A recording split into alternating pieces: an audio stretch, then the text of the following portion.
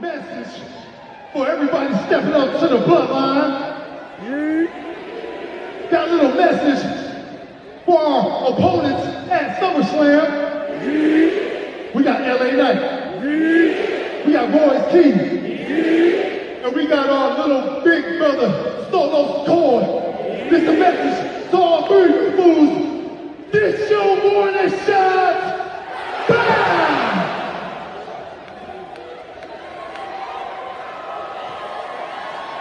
Bam! Bow! Pew!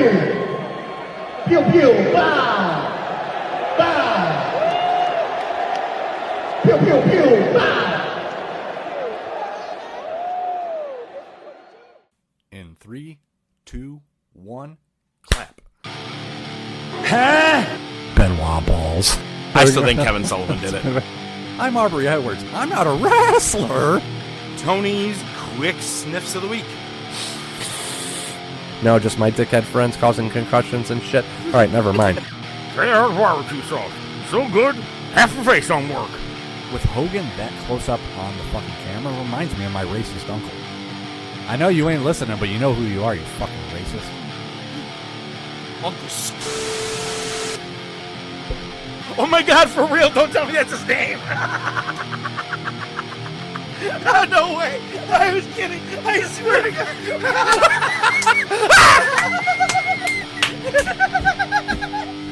I'm scared. It was just the first thing that came to my head. It was the first thing. Welcome to the Top of Wrestling with your hosts ODM and the Professor.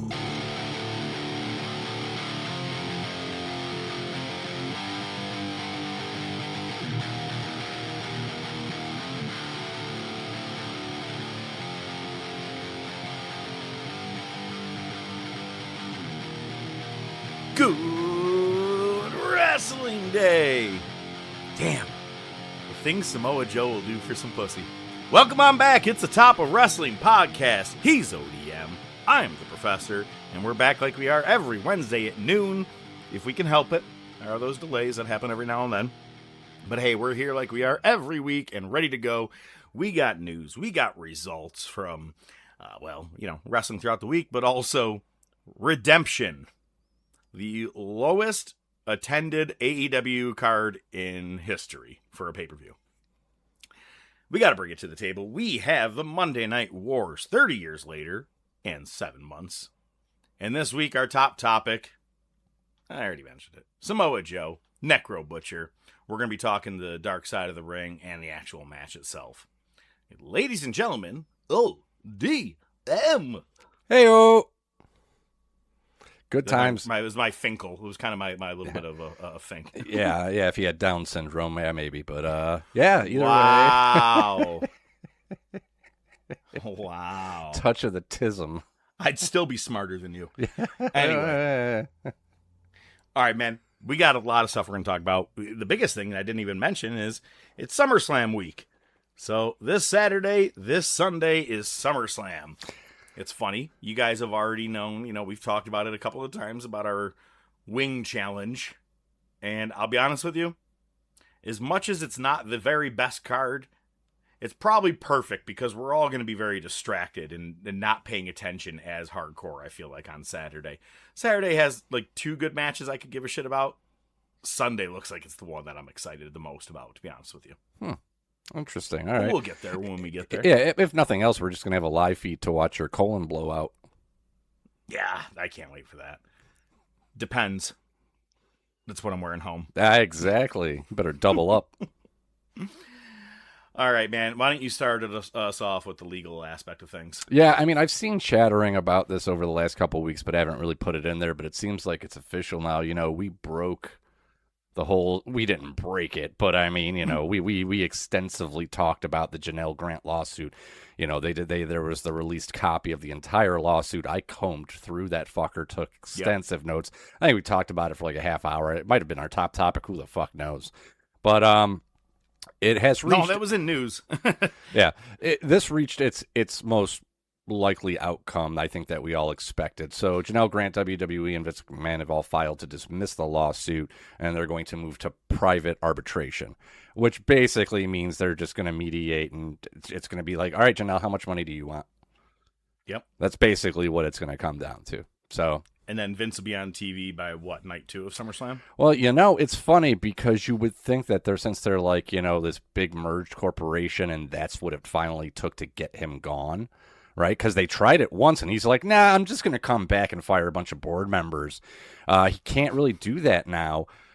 But the other thing is you could kind of see it going one of either ways based on this. Apparently, JP Morgan just like reassessed the stock for like its future shares amount recently, and it was $3 less per share than it was previously. Now, the stock isn't, I think they like valuated it at like $235 a share, but I think it's currently at like $180, something like that. But the stock's been taking a dump lately just because the product's been taking a dump lately. So it's weird because they could bring Vince back to try to boost the numbers, or they might not just because they're like, we're already fucked. We don't need any more help. I appreciate that breakdown, Jordan Belfort, with all your stock information. Who the fuck is Jordan Belfort? Oh, yeah, from Wolf of Wall Street. There you go. Sorry.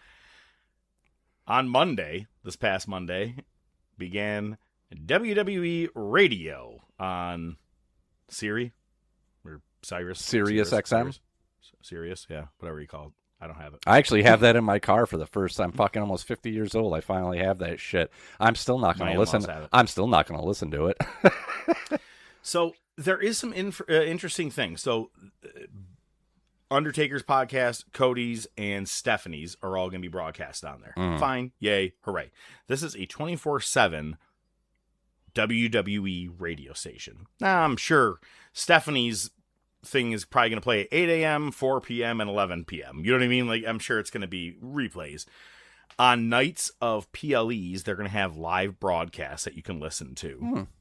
Which I was like, I used to do that back in the day when I watched it on the Squiggle Vision. Right. It wasn't just the porn. There you go. It wasn't just the porn. It was the pay-per-view. Oh, I think I saw Sting. Nope, that was Jenna Jameson. Wrong channel. But so I like that they're going to do that. But the other big podcast that is going to be on there is Busted Open Radio. And they can no longer report AEW. Well, they just let go of Thunder Rosa, and I guess that's why. Yep. Because they can no longer talk about AEW at all. Wow. Way to corner the market. I'm not going to lie. Kind of brilliant. It is, but I kind of miss talking about what Bubba Ray would say about AEW. I was going to say, Bubba he's the biggest critic I like to listen to. Because he was in the thick of it. You know, Eric Bischoff has his opinions, but at the same point, he was never really an actual wrestler going through the motions of a lot of that shit. I like listening to Bubba Ray or Bully Ray. I like hearing his version of shit because I think he has a great mind for the business. I really do. Oh yeah. And a lot of people shit on like aces and eights and everything. I'm like, I thought it elevated him to a main event status as a singles wrestler. Did I ever think he was a singles guy? Not until he was the leader of Ace and Eights and he was the world champion. I go, this guy can cut a fucking promo. He's hard heel. He's good.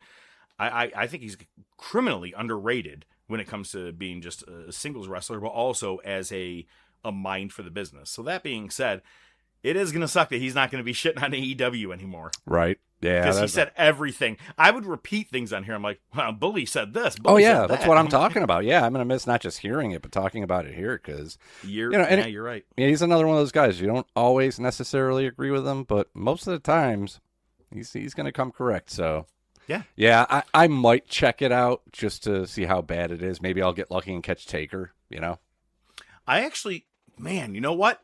We should try it out. We should go to your car at some point on Saturday. I have the app. SummerSlam. I can play it on my phone. All right. Bluetooth. I'm curious to see if you're hearing Michael Cole and everybody like the same way, except just not visualizing, or if it's a different kind of broadcast or whatever. I'm curious. All right. I can throw it on while we're kind of hanging out in between and shit. We'll forget. Yeah. So, probably. Something that needs to goddamn stop is name changes. Now, look at who was the one that you mentioned? Not this one that's on the list here, but who did you mention? What's her name? So Nikki Blackheart, she's Yes. like the indie Rhea Ripley, but kind of like squattier but more. I'd say almost more jacked. I think she's just thicker. Remember Short and Can Squatty? we just talk about squattier becoming a big thing on this show? Exactly. it's it's got its place. It's in the lore. But yeah, they named her Reina Vulcan. Jesus. So and she even it's so bad it's to the point where she had to call it out. She's like, yes, Reina means queen and Volcana means volcano, but it doesn't mean my name is Queen Volcano. It's just Reina Vulcan. I'm like, well, that's even fucking. Isn't. Now you're calling you. Now I'm calling you Queen Volcano. Queen Volcano. So yeah, and then they've got another like NXT, and I don't know if she's wrestled on NXT yet. She just might be in the PC. I don't even know her fucking name. She looks like Tiffany 2.0 with a touch of the tism. You know how Sydney Sweeney, Whiskey Man always says Sydney Sweeney looks like she's got a touch of the tiz. Yeah, did you ever notice that? She's like, it's like her bottom lip's always kind of hanging there a little bit. That's what this bitch looks like. Isn't that kind of your same take on My World? So pretty much. We're gonna hold off on that one. But they changed her name when she signed, so she was Person X, and they're like, well, we're gonna give you this name, and then they fucking changed it again. So her Twitter name has changed like twice in the last year. It's getting bad, man. It's so fucking dumb. An Evil built a name in New Japan. Yeah. And you're like, and you keep saying he's a former New Japan world champion or IWGP world champion. Yeah. And he wasn't. And you keep Naraku teasing. wasn't. Right, exactly. Evil was. But then at the same time you're just teasing the whole Evil thing. Like you keep doing wordplay and promos and oh my god, yeah, they brought up House of Torture just and all fucking that shit. call him Evil. When Kenta went to Hideo Itami, that one pissed me off. Yeah, Mama call him Kenta, I'm gonna call him Kenta. Yup. Finn Balor. That's the only one I don't think that was that bad. It wasn't. I did like Prince Devitt. Prince Devitt. Yeah. It was like Prince Devitt Fergie or something like that. Devin Fergie is his real name or something. Oh, yeah. I don't know. But either way, I the most recent one is what bothers me. For the last 6 to 9 months, TNA has come on to NXT TV multiple times. Ladies and gentlemen, oh my God, TNA World Champion Mike Santana is here. Here in NXT, Mike Santana, the TNA World Champion. He shows up last Tuesday as you and I are finishing off our recording. Mm. And they go, oh my God, what's he doing here? It's him! And yet they did not give a name. And it's like, well, we're going to have to think of one. Why you don't have a name before you even put the guy's face on TV is ridiculous to me. Now we'll figure it out. Let's see what the crowd thinks. Maybe they start calling you something and we'll work with it. But Mike Santana is now Cruz Montana. I actually just hope it's like he has a cowboy gimmick, Montana. He did. No. Well, I think it's like Tony Montana. But also so I guess this whole thing actually, it does have to do, it's a play off of his father's name, who died 6 years ago. Right. And we remember that promo he cut right after it. You and I talked about it. The stairwell. Like, you already know where he was sitting, everything. We loved that promo.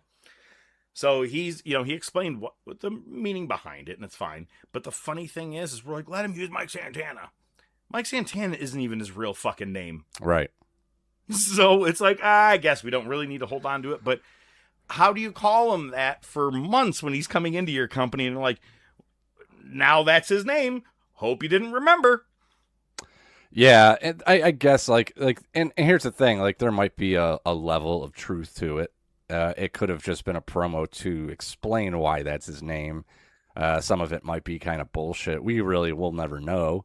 No. But I mean, I guess it could be worse. I like I said, the name is just Royce Keys. Like, really? That's what you fucking get? And again, they did the same thing with that. Oh, well, that's my mother-in-law's name. So you're right. It's always linked to a family member. Yeah. They're like, you know what WWE does? They're like, all right, your name is John Smith. I need you to go home and figure out any relation to a family member that will work for you. Fucking Thank you. Hell. Oh man, it's funny. It just made me think of NXT, and I'm like Obafemi. He had a completely different name. He did. I remember Apollo Crews is Uha Nation. Gunther's Walter. Yeah. So, Keith Lee was Bearcat. No, but anyway, how crazy is it that 2 years ago Braun Breaker was killing people for the Intercontinental title at SummerSlam last year in a tag match against Roman? This year, he's not even on the goddamn card. On the fucking card. Didn't they change his name for about 2 seconds, too? Oh, no, they just made him wear all the fucking neon colors. That's right. That's when they tried the neon NXT. Yeah. Well, speaking of people who might be better off outside of WWE, free agents that are now ready and able to work. You got Aleister Black, Zelina Vega, Motor City Machine Guns, Zoe Stark, Kairi Sane, Santos Escobar, and the entire crew of the Wyatts. Now, Nikki Cross actually showed up in Progress, and her husband, which is Big Damo, Killian Dane. Used to be Killian Dane, showed up at their promotion, and she got back in the ring and made a huge surprise. Everybody's like, maybe Black back to AEW. I think that they're done with him. Yeah. I think there's not much more we can do. I don't think they were happy. He might be with better off going to Progress again. Honestly, I'd love to see him in New Japan. I think his style would work well there, and we obviously don't pay. I think that'd be a good fit. Kairi Sane already got another gig. She made the cover of a Japanese swimsuit magazine. I saw that. Kairi! I'm Motor coming, City baby. Machine Guns tonight. AEW's in Detroit. I kind of want to put a little bit of money on that one. I mean, that seems like too perfect, right? To be honest with you, I think that they would actually do well in that division because it is nothing but nonstop flippy doos. We'll talk about Redemption. I sent you a video.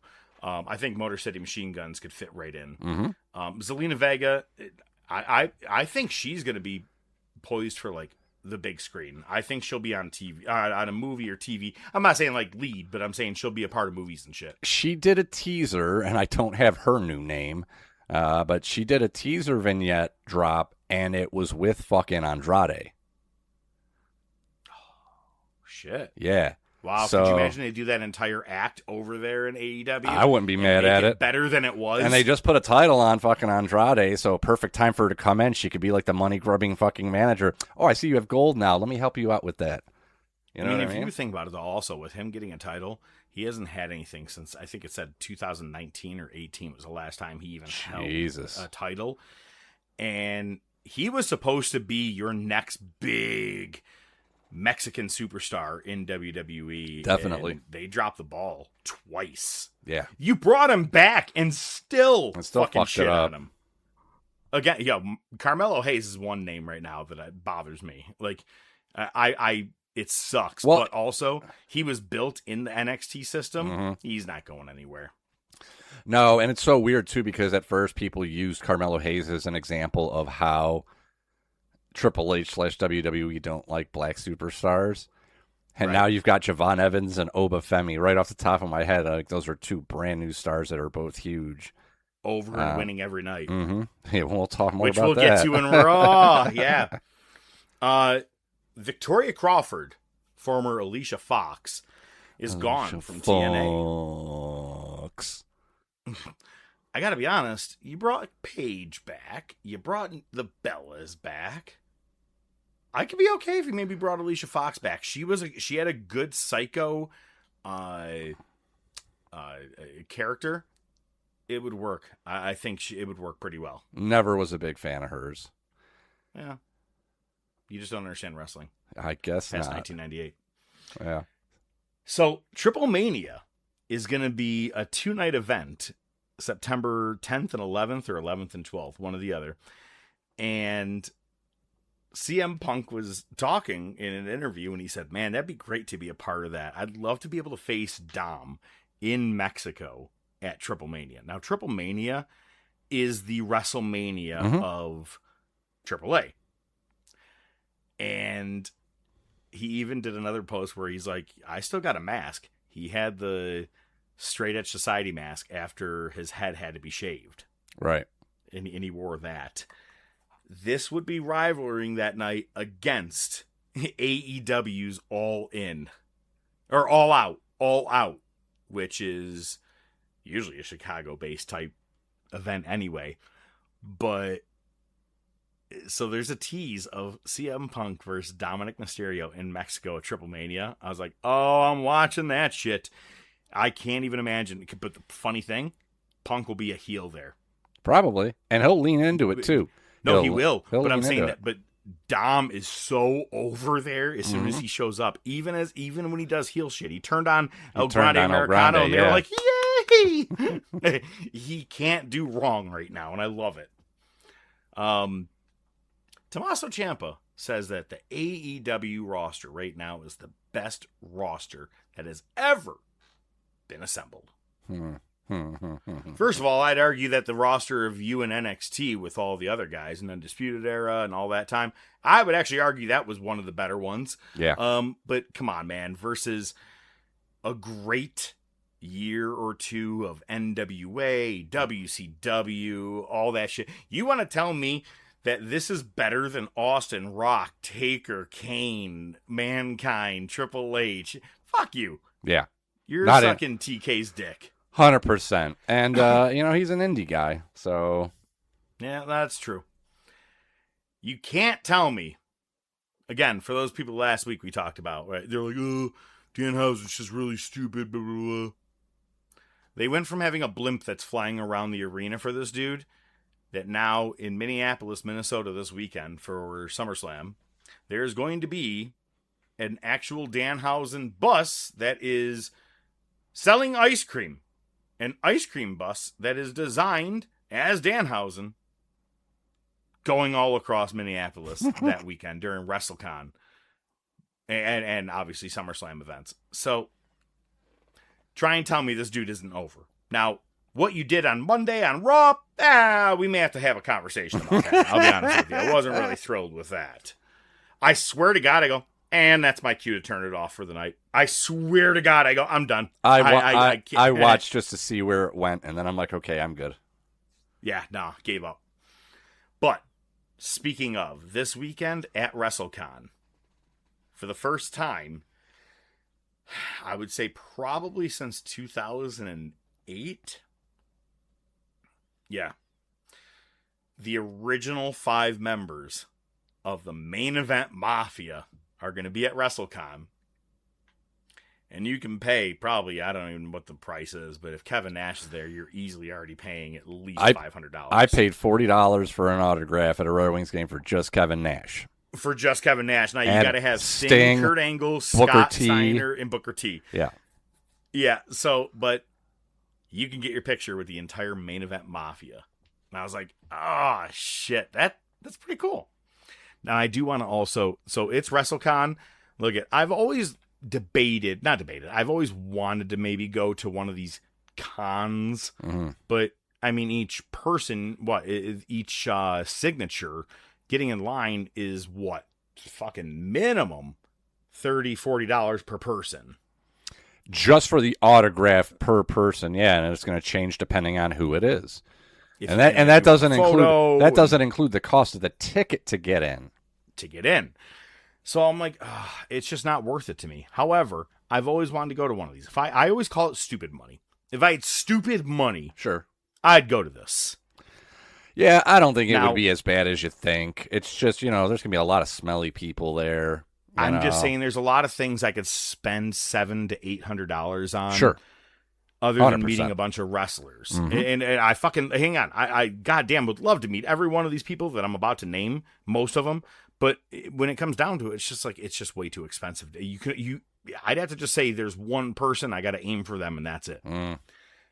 So here's what I got for a list for this coming weekend, which is going to be the 31st through the 2nd at the Hilton in Minneapolis. Here we go. The guest list for this Comic-Con, or this WrestleCon, is Ric Flair, Mick Foley, Sting, Kurt Angle, Kevin Nash, DDP, Booker T, Queen Sharmell, both Steiner brothers, Jake the Snake Roberts with Cheryl, Ted DiBiase, Mark Henry, Jim Ross and Jerry Lawler. I'm going to say Jim Ross is out of that one. Yeah, probably.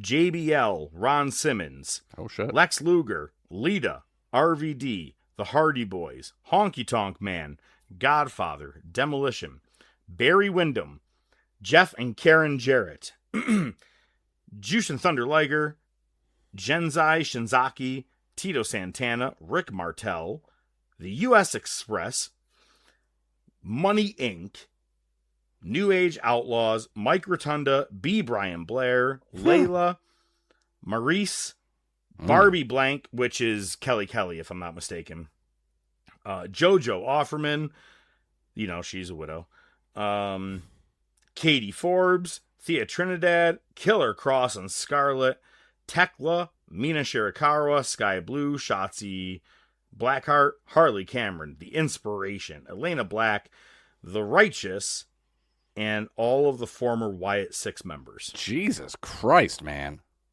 Yo, it's a big ass list. Yeah, and I'm is. like, that's like blowing your load as a wrestling fan in one weekend. I'm just saying, that's a lot of people, man. That's pretty fucking cool. I'd go just for Jeff Jarrett. I know you would. You'd be like, excuse me, Karen, could you get out of the picture with us? Thank you. Oh, shit.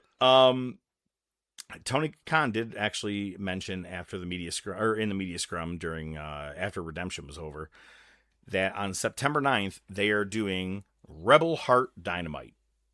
And Rebel is actually going to be there in person. And I'm like, if you're going to do it, I swear to fucking God, if you do not put Britt Baker on TV with her. Like, that's like that. They were a team together, everything. She's been a part of the Ice Bucket Challenge, everything. You better goddamn put Britt in there somewhere, because this isn't about you and your bullshit anymore. Let Britt be with her friend. Moxley's just going to roll her down the stairs in her wheelchair. Jesus Christ. And drink her blood and gargle her piss. Did you see Val Venus came out of retirement? Oh, boy, I wish I hadn't. Man, and he lost. Not only the match, but I think all dignity. I think, dude, it reminded me of fucking that documentary that I told you about that we'll tease at the end of the show. But, man, yeah, did you? Oh, yeah, dude, it was not flattering. Here's the thing. I saw it, and at first I thought it literally was a scene from that documentary that I completely forgot that I missed. It was that bad, dude. It does. And this is the dude that has been talking shit, being like, Sami Zayn and Cody Rhodes couldn't even carry my bags back in the day. Yo, fuck off. You were a goddamn porn star at mid-card level, the very best in your life. Yeah. Are you mad that Sami Zayn won a WWE title as himself and didn't need to be a fucking fake porn star? And, yeah, not even a good wrestler. No! I don't... name me your favorite Val Venus match. I don't know. Yeah. Name anybody on the roster, and I'll just say yes. All right, do you want to give your take on My World or no? First of all, thank you for getting. I don't even remember what it's from. With that Maya, that got stuck in my fucking head. So first of all, Maya World, if you don't remember, she was involved with what the fuck is her name? The one that was in NXT, she always had knee injuries, and they fucking let her go, and she showed up in AEW. She had the feud with Dakota Kai in NXT. Oh, shit, I can't remember. That chick, anyway. Yeah. She showed up, Tegan Nox. She showed up in AEW, and she had a tag match, and it was against these unknown people, one of which was Maya World. And then there was apparently friction backstage with Tegan Nox where she's like, I want to lose these fucking people. So now, because of that, Tegan Nox doesn't wrestle in AEW, and Maya World started getting pushed. Haven't watched her wrestle, cannot comment on that, I won't. But it's fucking Maya World, really? That's who? So this person just gets a title now. And they did a picture, which I'm assuming was a bit of a shot at WWE. It was like Black Excellence, and it was Kevin Knight, Willow Nightingale, and Maya World all with their titles. And Maya World looked like Sid the Sloth from Ice Age. Just like Angel Reese. So here's the thing. Angel Reese is hilarious. I don't know if you remember this. So Angel Reese was in the women's finals for college basketball against Caitlin Clark's team. Yes. And they were right. They would get into it a lot. And and Angel Reese has just been a point of contention because she is the all-time leading women's me-bound record holder. Because she'll shoot and she'll brick. She gets her own rebound, shoots again. Bricks, gets her own rebound, shoots Jesus again. Christ. But she I mean, at least they're coming back at you. But that just means you have no arc. I'm talking like right at the fucking hoop too. But there's always been this comparison of her to Sid the Sloth because there's this one picture where she's got this weird smirk and it looks like she has a crustache and it just ain't very becoming of her. But that's what fucking Maya World looked like. She again, touch of the tism. It's funny because was it Kevin Durant? Was it him? And he goes, "Yo, y'all shouldn't be picking on Sid like that." Oh shit! Good shit. Oh man. In contract news, Ty Mello, whatever, which is Sammy Guevara's girl, wife, officially has been released. She had requested her release, and Tony was trying to tack on time until she went public, and everybody, and he was like, "Okay, here you go. Here's your time." Yeah, exactly. Anna Jay has re-signed. Man, I almost tried to grab the picture that was on the head of that story. I almost made it for the logo just for personal reasons. But Anna Jay, I mean, come on. Jack Perry just re-signed, of course. He's going to be like, okay, we'll take your wife on, too. Sammy Guevara is kind of up in the air. Yeah, it's like, well, they don't know. And then I think TK on the scrum, somebody asked him about it, and he was like, oh, no, Sammy's great. Yeah, I don't know why he would think that, so who knows. But his girl just got released, so... Yeah.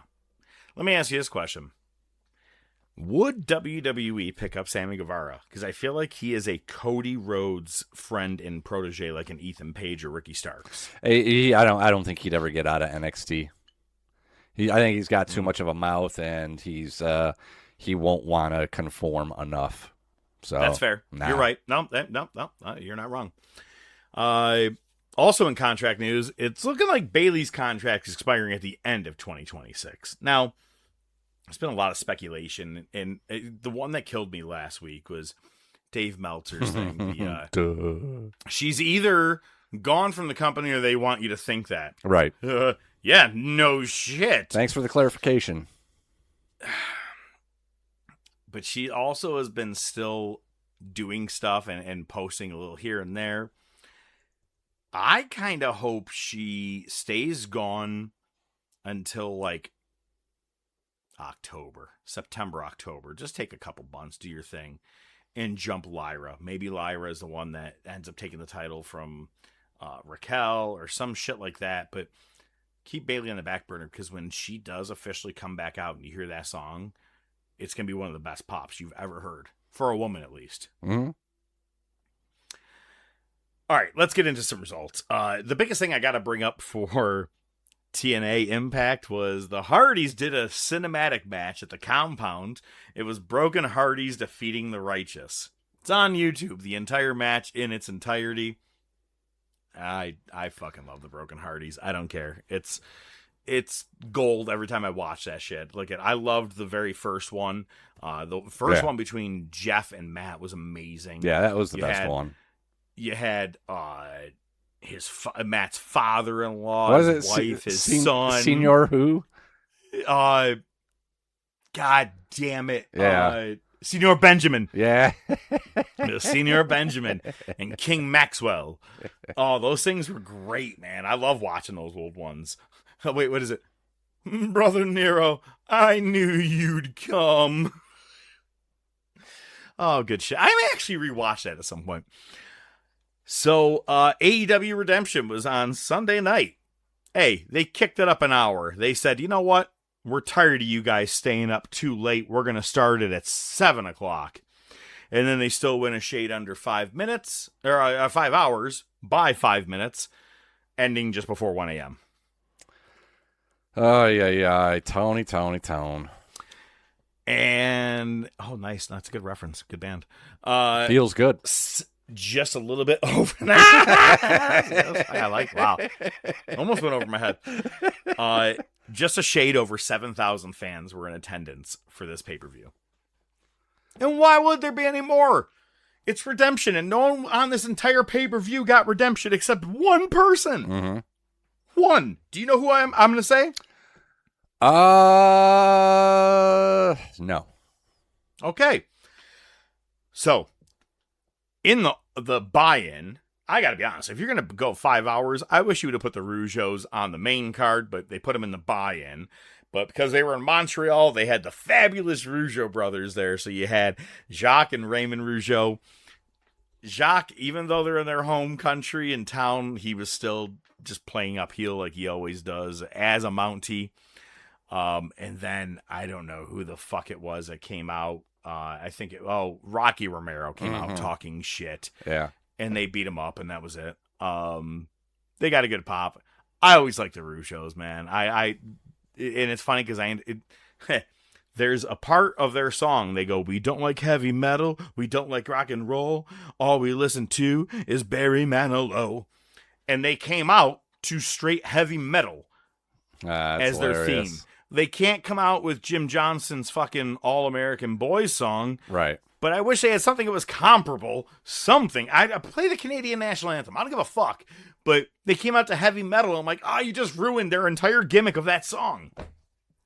Anyway, the conglomeration retained their trios championships against Jay Lethal, Blake Christian, and Lee Johnson. They have a team name or something like that. Lethal Twist or Lethal Injection, or this is the Lethal team. I don't know. Anyway, on the main card, Speedball Mike Bailey defeated Beast Mortos, El Colon, Jack Perry, Commander, and Nick Wayne in a 6-way ladder match, and he is now the #1 contender to the International Championship. Hooray. Hate Mike Bailey. No, I'm not a fan of his. I just too much flippy dippy. And he's the #1 contender to the International Championship, which Andrade defeated Mark Davis. We hinted towards this earlier. He defeated Mark Davis for the National Championship. Yeah. Oh, wrong one. Where am I going? Wow, that was fucking fun. I meant Kyle Felcher defeated Bandito. That's funny. Kyle Felcher defeated Bandito, retaining his International Championship. So, Kyle Felcher versus Speedball Mike Bailey coming up soon. The next match was the Young Bucks defeating Will Ospreay and Jon Moxley. This was just to show dissension between Will Ospreay and Jon Moxley. The Dogs, Clark Connors and David Finlay, defeated Jay White and Juice Robinson in a double chain match. Fucking Jay White almost went right back on the shelf. Man, what is it called when you, fuck. All right, so David Finlay had Jay White up on his shoulders. His back was on his shoulder, and then he goes face forward so he'd land on his face. I cannot think of like an inverted razor's edge kind of you talking about, or so more like he's just on one shoulder and then flips him forward so he lands on his face, like a flapjack kind of a flap. I swear to God, I was going to use the word flapjack. Okay, so yes. Nearly fucking dropped Jay White directly on his head.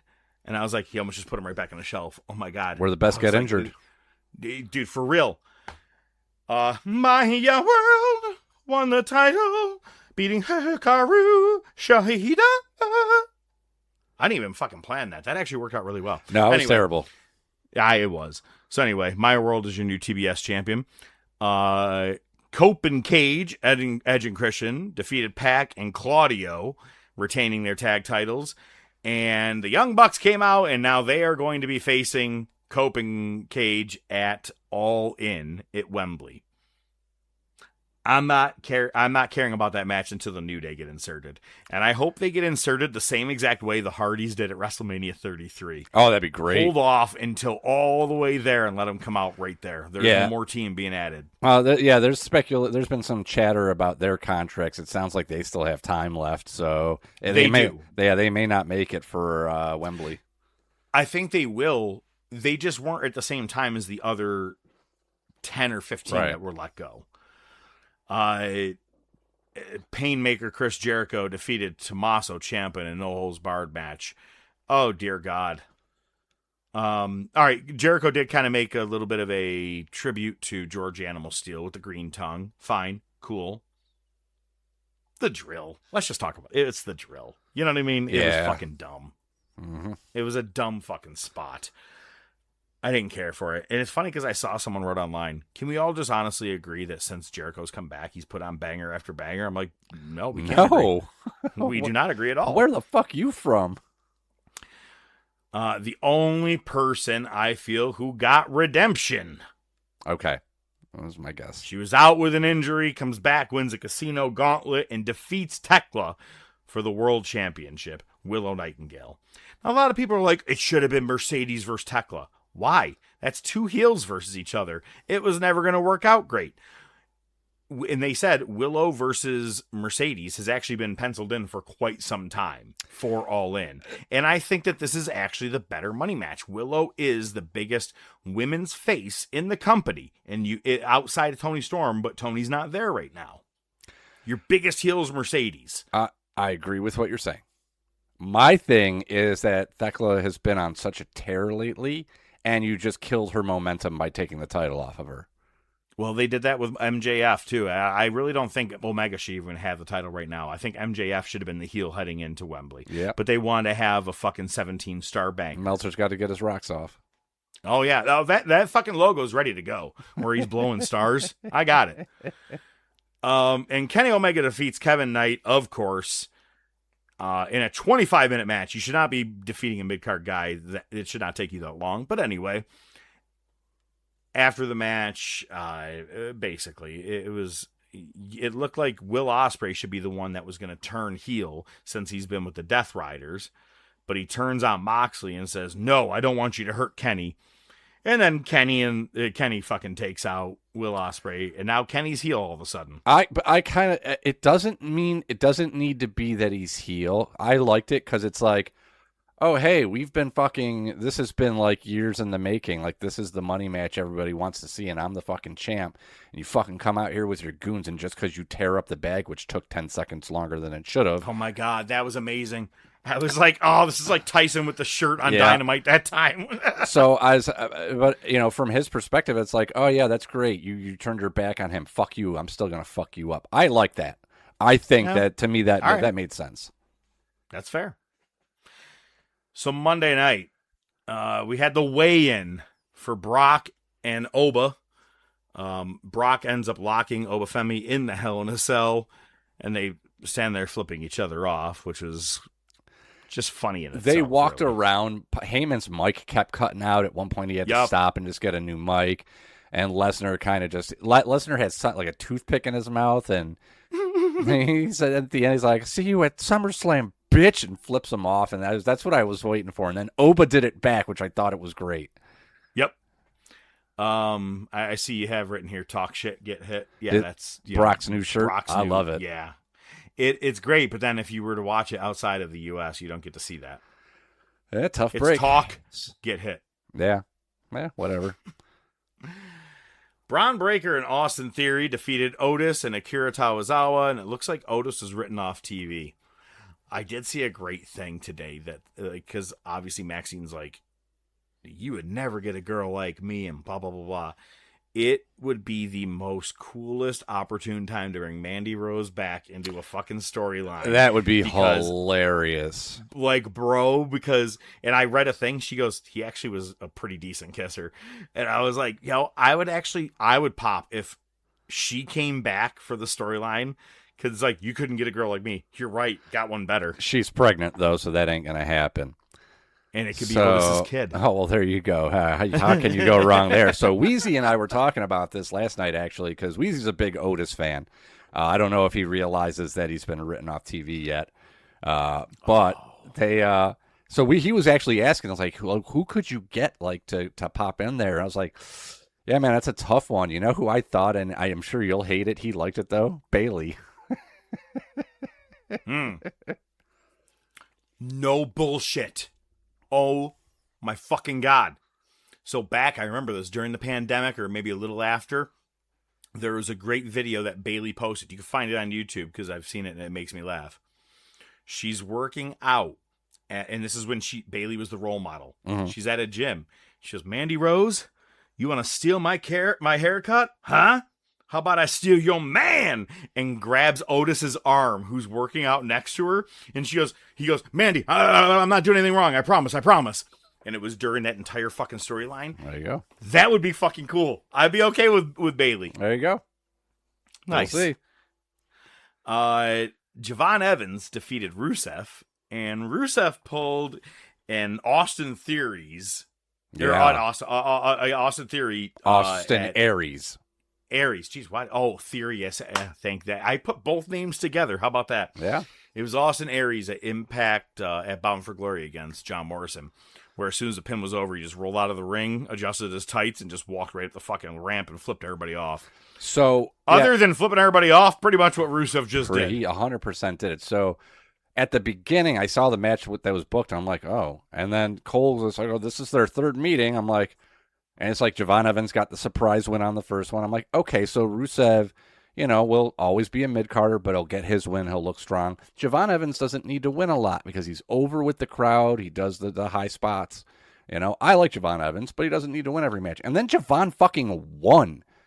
And I'm like... Javon, 2 weeks ago, put up a post. I'm really sick and tired of losing. I'm like, bro, look at your size. You should be losing. That's your lot in life, and there's nothing wrong with that.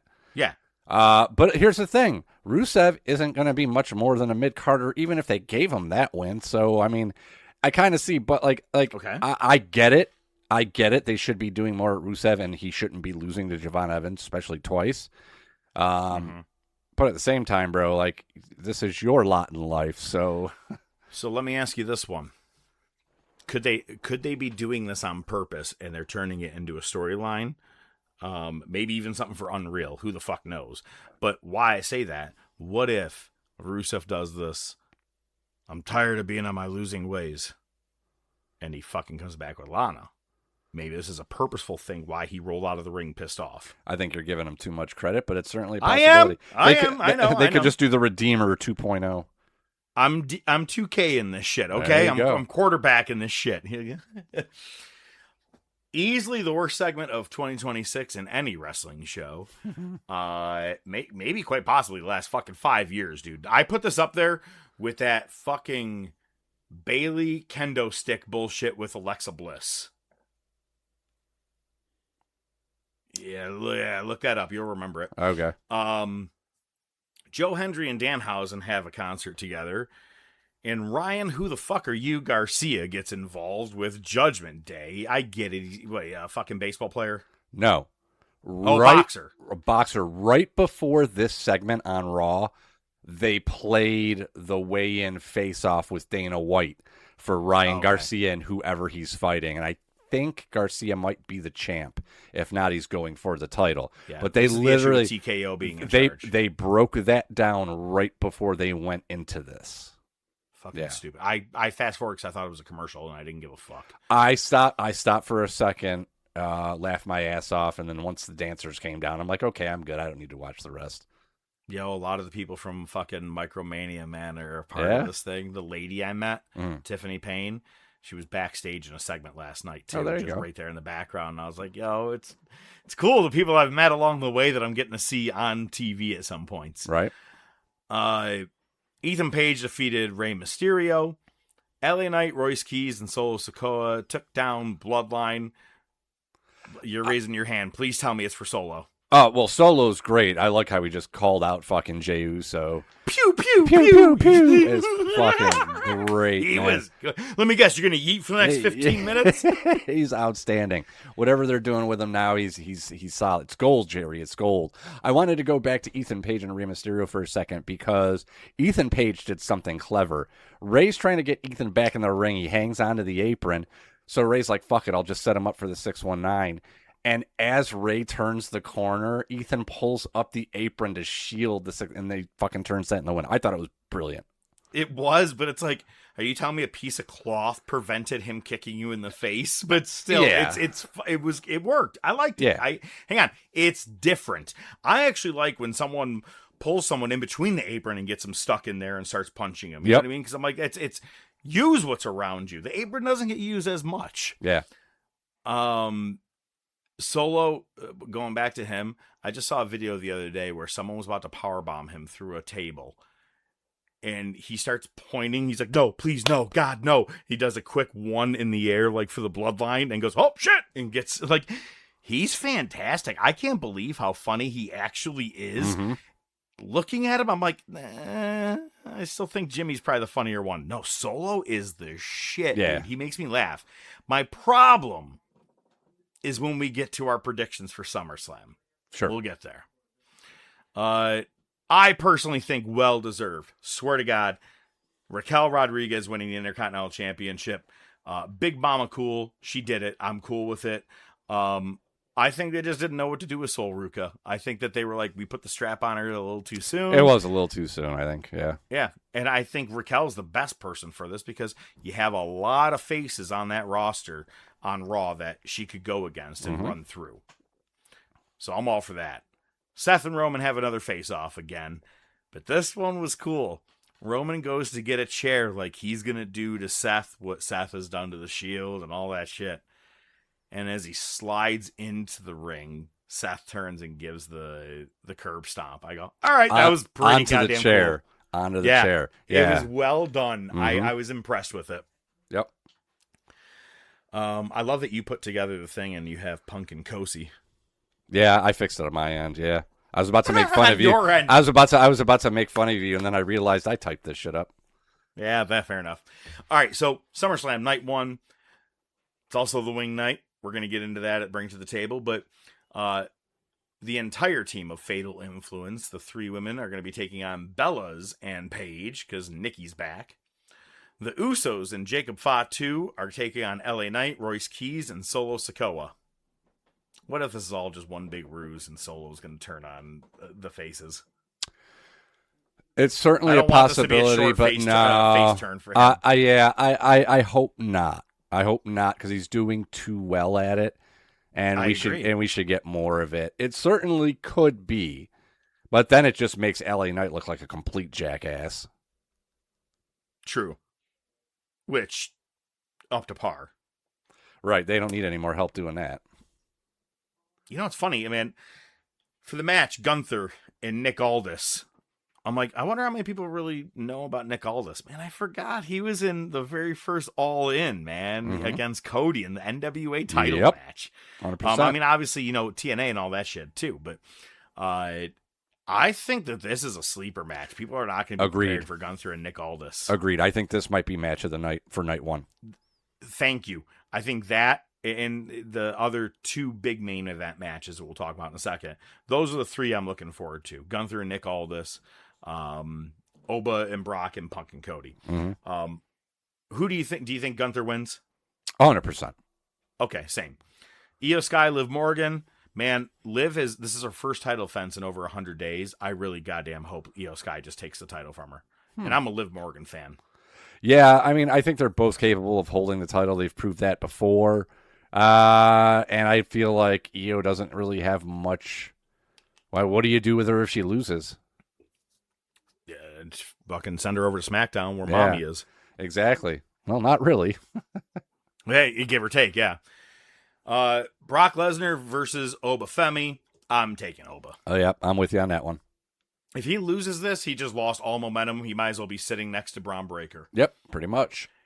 And CM Punk versus Cozy Rhodes. Sorry, man, you wrote it that way. Anyway, what I want, what I think will happen are probably multiple different things. I want Punk to retain. I think he's going to retain. I really don't think they're going to toss the title on Cody for a 4th time because it would be a huge mistake. Yeah. However, I think Punk turns heel somehow in this. Yeah, I really want Cody to turn heel, whether it be after the match they shake hands and Cody just dick kicks him or something like that. I don't know. Punk can carry being a heel and still sell merchandise. If Cody's a heel, merchandise goes down. Maybe. Yeah, you could be right. Yeah, I don't know. Yeah, and I'm fine with that. Punk's a great heel. The other rumor is that the Bellas are going to turn on Paige in the 6-woman match. Oh my god, I thought you were going to say the Bellas were going to come out in the Punk and Cody match. I'm like, No. oh my god. No. I think I'm not coming to Wing Night. Irma Gerd. All right, SummerSlam Night 2. Same place, same arena, Minneapolis. You got Penta versus Chad Gable. Look at, I think Baylor and Zayn could probably rival this match, but I think Penta and Gable are probably going to put on match of the night. Mm-hmm. This is a very stacked night, to be honest with you. You have also Trick Williams versus Baron Corbin. It's Corbin's first match, PLE match back. I could see him getting a win. I don't think is it for the U.S. title? I believe so. I did not write that, but I believe it is. If it is, fuck it. Give it to Corbin. Fuck yeah. If he's back and you're serious about doing something with it, fuck it, yeah. The Human Money's on a pole match. Danhausen versus Dirty Dom. I'm going to say Danhausen has this one. I'm going to call Dom. There's going to be a lot of... You're going to call Dom. Yep. All right. I think JD, Raquel, and Roxanne get involved. And all the midget Danhausens. But yeah, maybe you're right. I think it's going to be Danhausen.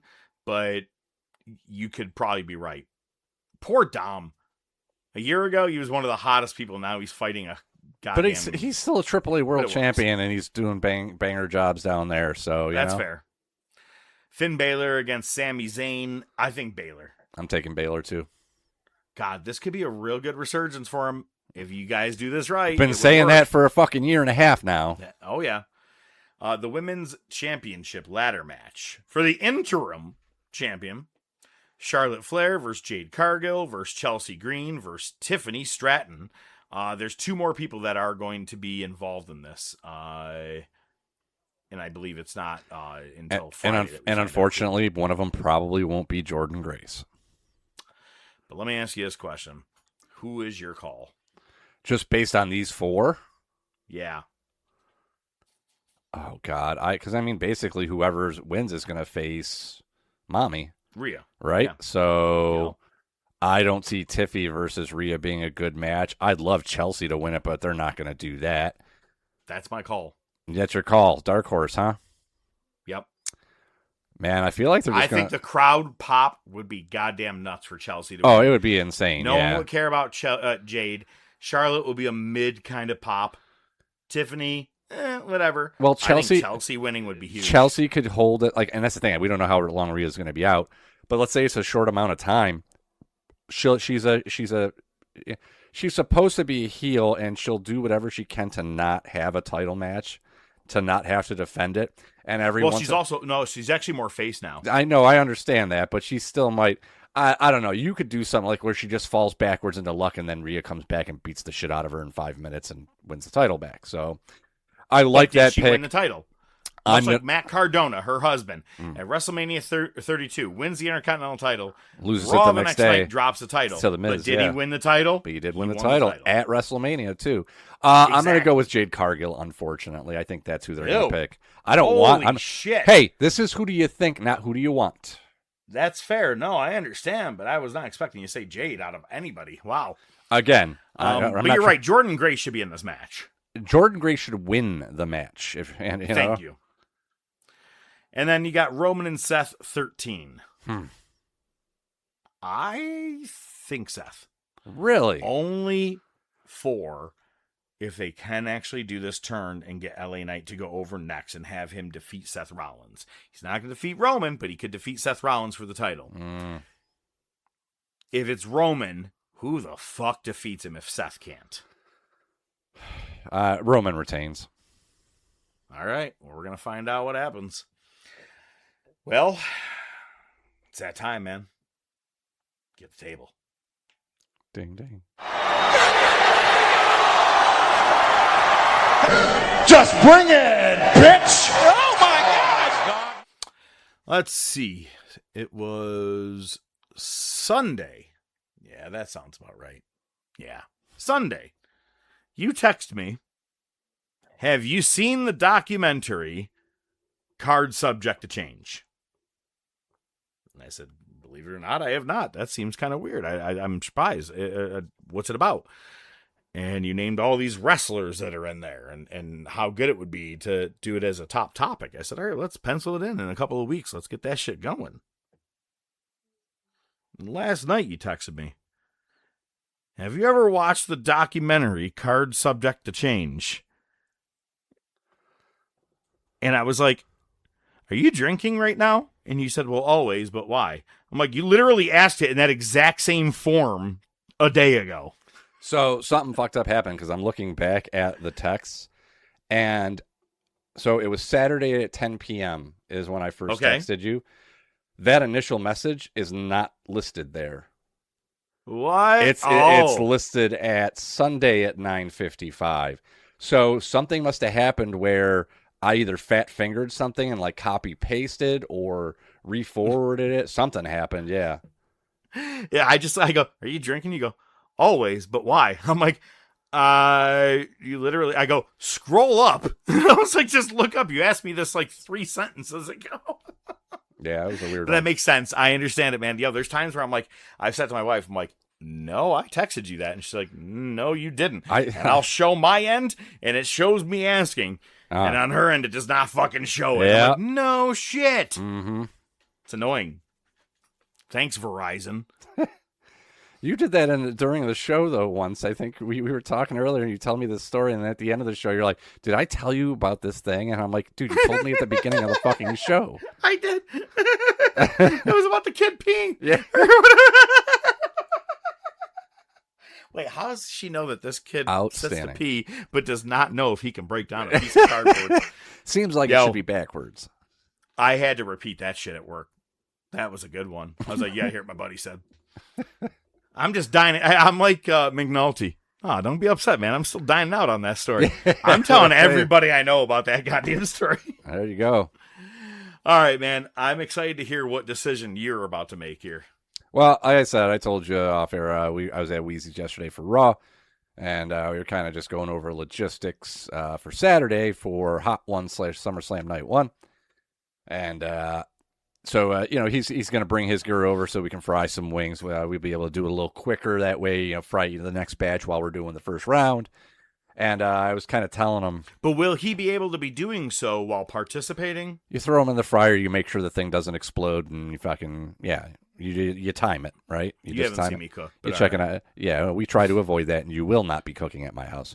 But I was kind of explaining to him, what the thought process was, and I said, we've got the questions lined up. We're going to draw them randomly. And I was like, I was talking to a professor about it, and I said, initially, my thought was to just, just take the bottle and just, go a little line across the wing.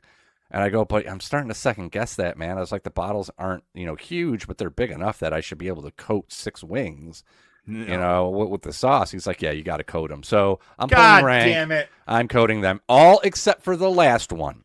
The last one, which is the bomb. It's just a dab. Just like Hot Ones, it's going to be the last dab. We're only doing a dab for the bomb. And earlier we talked about this before recording, and you said, no, there's no such thing. It's a wrestling podcast. If I tap out, then I have to tap out. That's I have fine. IBS, my brother. I don't care. You got to tap out. The last thing I need to do. You got to be a bitch. Be a bitch. That's fine. I could be a bitch, but here's why. Here's why. It's already hot going down. I don't need to fucking get sick and throw up and have it hot coming back out again. Because I'll never have a wing again in my life. All right. Listen, next to the bomb, I don't think it's going to be that bad. You'll be fine. So. All right. I'm excited about this. Honestly, I don't think I'll really tap out. I think the bomb is going to be really bad. But here's the thing. A lot of people like to have milk. Mm-hmm. I don't drink milk, so I may have to bring a goddamn loaf of bread to suck on after. That's going to be gross. But just get a giant baguette and be like, oh. I'll put you on the corner.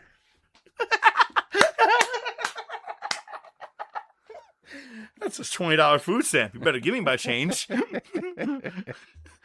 My buddy and I were talking about it at work actually the other day.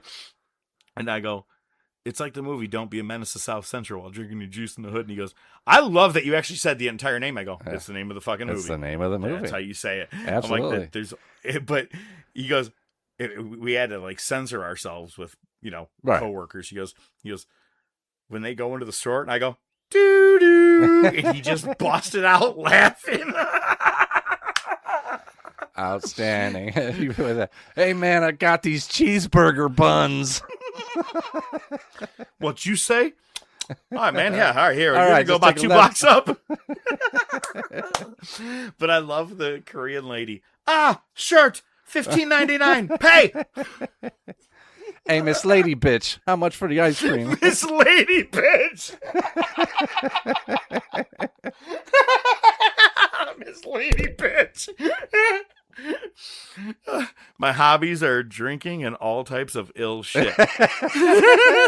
Salary, $2 million. Cash. Do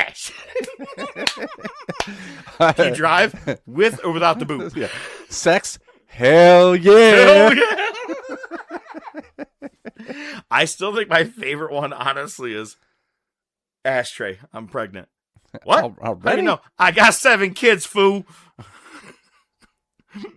What's your name? Cigarette? Ashtray. You realize you just kissed everybody at the party. God damn. It's honestly, I love it. That's still I'm going to give it an 8. Good. Oh my God. Wait. Just the fuck. I know we've talked about this on the show too, but the guy, my brothers, you need to stop using the N-word. Oh, I'm going to go get with that white bitch right there. Oh, shit. My milk of magnesia.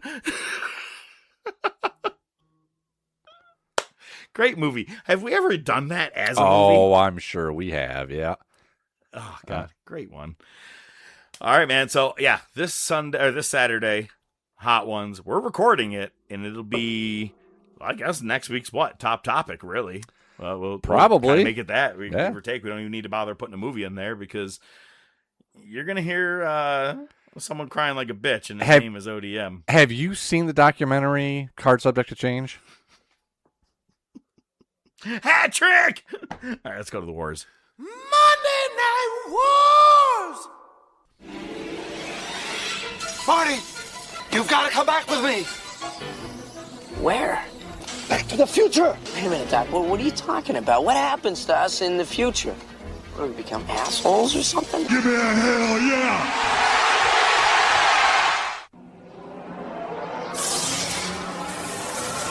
You want a war? You're gonna get it. Mick Foley is going to win their world title. Has been paid for by the New World Order. Come on, Vince. Step into the ring. My God, the battle lines have been drawn. D-Generation X invades WCW tonight. Austin 316 says I just whipped your ass. Have a nice day. We got you. Oh yeah.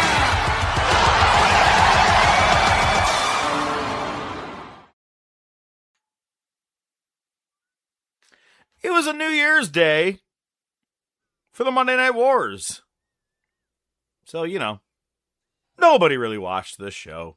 Either of them, probably. Most kids were like, fuck, I gotta go back to school tomorrow. But it is the Monday Night Wars Nitro Raw, January 1st, 1996. Take it away. Raw came from Newark, Delaware again. If you remember, they were off last week for Christmas, and the week before that was the night after in your house, and they were in Newark, Delaware, so I guess they figured headquartered in Connecticut. We're in Delaware. I'm in Delaware. I'm in Delaware. Again.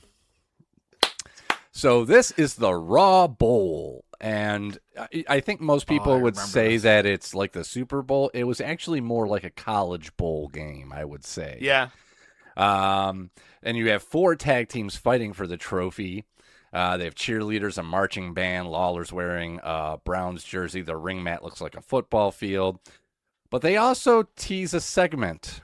Not even a segment. They tease some people that are going to be on this show. And Vince teases that they're going to have the Nacho Man, which I love, the Huckster, Scheme Gene, and Billionaire Ted. And here is something that I never, ever realized. When Scott Hall goes to WCW, he uses every one of those names. Oh, yeah, he does. I never put two and two together. Gene, Scheme Gene, Nacho the Man. Huckster. Oh, yeah. Never, Billionaire Ted, too. Yeah, I never realized that he just took all that and fucking was like, yeah, well, fuck you. Dude was smart for the business. He was, yeah. Too bad he had a drinking problem. Anyway, it's your... Don't you all? Yes, always. I meant we. Yeah, we. Definitely we. Why don't you get on your We'll see airplane you while Saturday. get on the airplane while I do this? So it's the Smoking Guns, who are your tag champs, versus Yoko and Owen with Cornette and Mr. Fuji, versus Savio Vega and Razor, versus the 1-2-3 Kid and Sid with Ted DiBiase. Mm-hmm. They're all wearing like homemade jerseys. They keep showing Brother Love watching from the back at some point. Goldust's Usher gives Razor gold roses. Razor attacks him, and each team gets one timeout. And they're all the jerseys that everybody's wearing are the what did you call them? The pennies or the pennies or whatever pennies, in high school? Yes. That's basically what they're wearing. Pretty much, and it's great because Savio said Uno. It didn't even have the number on it. It just said Uno. 1-2-3 obviously had 1-2-3. Sid was 00. Yep. Who the fuck else was there? Trying to remember what the other numbers were. I don't know. Yoko had a big number. Yeah. So it was pretty funny. So I'm not gonna lie, concept wise, especially you're in college bowl season or at least around that time. If you're on New Year's Day, you have to find something to draw people in. Sure. This isn't a bad concept, to be honest with you. I kind of dug it. Listen, it's not the worst. Right. But yeah, one time out per team. So apparently you can just call it, and that comes into play, unfortunately. You can tag any team member in. The Hebner's dressed like a football ref with a flag. It starts with Owen and Bart Gunn, and Owen tags in Billy, so it's the Guns fighting each other, but they tag in Owen and Yoko. Then we get to Kid and Razor in the ring. Kid calls his timeout. Razor's edge. Oh, my God. Hits the Razor's edge anyway. And Hebner just starts blowing a whistle. DiBiase gets on the apron. Hebner throws a flag at him. Sid comes in from behind, clothesline Razor. Rolls Kid on top of Razor. Kid gets the pin. Owen sets up the Guns for a bonsai, but they pull one of them pulls the other out of the way, and Yoko hits the bonsai on Owen on mistake. The Guns get the pin on them. So it's down to the 1-2-3 Kid and Sid versus the Guns, and then Razor shoves 1-2-3 Kid off the top buckle into Sid. Guns get the final pin, and this match was the entire first half of Raw. Yup.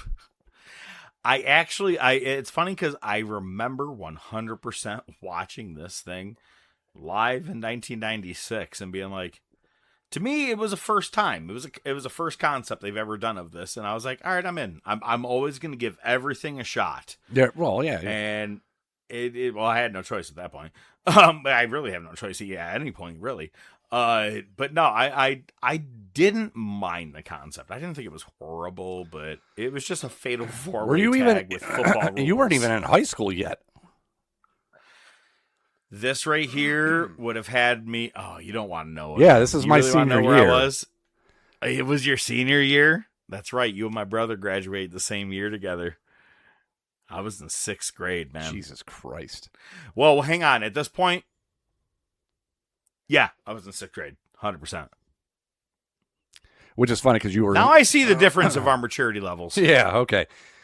Which is kind of funny because you were in 6th grade the next year too, weren't you?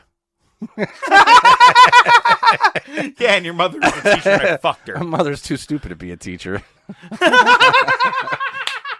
Disclaimer. Too drunk to be an astronaut. Disclaimer. Yes, thank you. You know I do not feel that way about my mother. It's just a quote from. I knew what you were doing. Yeah, so I want to make that very clear. That is not what I'm saying at all. Does your mom listen to the show? No, Hi, but Mommy Rizzo. no, but one of my cousins does. So. But let me ask you something, Mama Rizzo. How you doing? Too soon? This is where the cricket bumper would typically play. Don't need to. So it sounds like hearts just. Anyway, let's move on. Yeah, let's move on. Doc Hendricks gives half of Raw's over. Doc Hendricks gives his halftime report. Diesel's going to be facing King Mabel later tonight. The Rumble's on January 21st in Fresno. You all right there?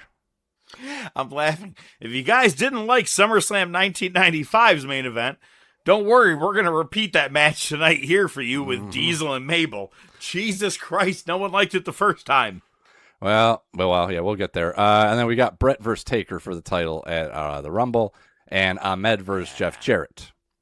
Then, because they had such a great lineup, they decided to replay the Arkansas Hog Pen match between Hunter Hearst Helmsley and Henry O. Godwin. So we got to see that again. I don't think it was Arkansas. That's what I said. I said I don't think it's Arkansas. It is. Is it Arkansas? It is. Wow, no shit. Yeah. All right. So we do get King Mabel versus Diesel again, and Diesel wins in about 5 seconds and hits a powerbomb to Mo for good measure. Because he couldn't do it to Mabel. Yeah, no shit, right? He could barely get most people up. Brooklyn Brawler presents the Lombardi Trophy to the Guns. I get it. You get it? Because his name is Steve Lombardi. Brooklyn Lombardi. Yeah. Yep. And it's just some generic trophy with Brooklyn Brawler's picture on it. And then the Guns smash it, and a bunch of faces just beat the shit out of Brooklyn Brawler. So, just another Monday. Awesome segment. Mm-hmm. And then we get a Vader vignette. Vader's coming to the WWF, and he's going to be in the Royal Rumble. And before you know it, poor Leon's going to cry. He has a good showing in the 96 Royal Rumble until his elimination. And I'm not going to say any more than that in case I'm sure you're past it already. You probably have already watched. Not yet. No, I am not that far ahead yet. I just caught up. But not a fan of his elimination for it being his debut. You'll see it, and you'll get equally as pissed. Yep. I promise you. 100%. And we end the episode with what you could say is a comedy skit, but is also actually just an ad for the WWF. We go to Billionaire Ted's Wrestling War Room. So it's like a boardroom, and Billionaire Ted's at the head, and he's got the little thing in between his front 2 teeth to make it look like he's got the gap like Ted Turner. And we talk wrestling. And we get a lot of close-ups of Ted Turner or Billionaire Ted's mustache for reasons, and that tooth, which is weird. Vince Russo is in the skit as one of the board members, which is fucking hilarious. And basically, they're just showing Huckster and Nacho Man all the cool stuff that the WWE wrestlers are doing, and they're basically saying, yeah, we can't do that. And I'm like, well, what? Brother, my back can't do that. Yeah. And my feet don't leave the ground. And Nacho, that's my favorite one. at my age, my feet don't leave the mat, brother. Nacho Man's eating Slim Jims the whole time, which is fucking outstanding. Absolutely outstanding. And then at the end, they're like, well, what can you do? And they start playing like the surf music from Pulp Fiction, and it's Macho just doing like the and Macho just does like the hand thing where he points up and just does the circle, and Hogan does the ear thing, and then you get the commentary from the voiceover. You can't teach old dogs new tricks. The WWF, we're on top of the hill, not over it. I goddamn love it. I don't care. It was an awesome shot, heard around the world, but to be honest with you, how they did it, I think it's hysterical. Well, what can you do? We could do our poses. I think it's fucking great. I thought it was a hysterical promo. I loved it. It was. They missed the mark, though, on Macho, because Macho had some thriving years, like, up to like 96, 97. It was WWE saying WCW is basing their company off of old stuff. It's a retirement home at that point, yeah. Yeah. And some of it was true, but you're right. Macho, man, he had 2 to 3 really good, decent years in WCW where he was the shit. We loved watching him. We had nothing negative to ever say about him. He'd come out and beat the fuck out of people and just leave. We were like, yeah. And he was over as fuck. It. Yeah, remember he had like the restraining order. Then they went to domestic violence, and then it went a little too far. Well, they went real. Yeah. Speaking of real, Nitro's in Atlanta. They're in Atlanta, so they're on home turf here. Flair will be defending the title against the Huckster tonight. Hogan is off of suspension finally. First match is Arn Anderson versus Macho Man. Macho's arm is still injured from the pay-per-view, so Arn's working it the whole time. We get a ref bump. Arn takes out the Knucks, but Macho reverses, gets the Knucks, uses them, and gets the win. Pillman and Benoit run in, and Macho powders. Next was the head scratcher of the night. Not really, though, because they kind of address it later. Lord Steven Regal with Jeeves versus Benoit. They show Hank Aaron is in the crowd. And Heenan says, you know, because who was it? Mongo says, 755 home runs. Heenan goes, if he listened to me, he would have hit 800. God damn, I miss him. Yeah, he's so great, so quick. This was a solid match because these are both guys that can be really good mat wrestlers, and they laid their shit in this match. Yeah, the forearm shivers and the punches, and they laid their shit in. Benoit pros, man. Yeah, absolutely. Benoit misses the splash to the floor, so Regal rolls Benoit back in and gets a 3 count. Regal's feet were under the rope, and I thought they were gonna call that out, but they didn't. Fucking Steven Regal beat Benoit clean. I think it was accidental that the foot was there. That part was accidental. The loss was on purpose, and that because they bring it up in this segment right here, where it's Gene in the ring with the Horseman minus Flair, and Pillman runs down Benoit and Arn Anderson for losing their matches. Arn Anderson tells Pillman, "Stop starting wars that we don't want to fight." Then Jimmy Hart, Taskmaster, Giant, and Zodiac come to the ring. Jimmy Hart's trying to hold them back, and then they just go to the back. Good job, Jimmy. Okay, way to go. Next, you get the Super Assassins with Colonel Parker versus Sting and Luger. Do you know who the Super Assassins are? Yeah, they're going to be in WWE in like 2 to 3 weeks at the Royal Rumble. Oh, do they show up there already? Wait, I knew. Are they 2 fat guys? Nope. Oh, never mind. Then no. It's the Powers of Pain. Hang on. I was thinking of someone else. Never mind. Yeah, it's the Powers of Pain. Powers of Pain. Mm-hmm. Are you sure? Wait, Wardlow and Meng, or are you talking? No. Meng, Warlord and Faces of Fear. Faces. You said Powers of Pain, but you meant Faces of Fear, which is Barbarian. It is the Powers of Pain. It's Wardlow and Barbarian. Yes.